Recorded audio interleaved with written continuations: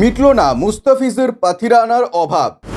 সানরাইজার্সের কাছে বড় হার সিএসকের। High scoring পিচে এই ম্যাচেও 200 রান আশা করেছিলেন সমর্থকেরা।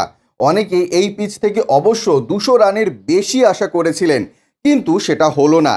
হায়দ্রাবাদে অনুযায়ী লো স্কোরিং ম্যাচ হলো এটা, আর সেখান থেকে শেষ হাসি হাসলো সানরাইজার্স হায়দ্রাবাদ। চেন্নাই সুপার কিংসকে 6 উইকেটে হারালো সানরাইজার্স হায়দ্রাবাদ। দিল্লি ক্যাপিটালসের কাছ থেকে হারের পর হায়দ্রাবাদের কাছে হেরে জোড়া হারের মুখ দেখল সিএসকে। টসে জিতে ফিল্ডিংয়ের সিদ্ধান্ত নেন Pat Cummins. Chennai super kings bat করতে নেমে শুরুটা ভালোই পাননি, কিন্তু মাত্র 25 রানের ওপেনিং জুটি হয় তাদের।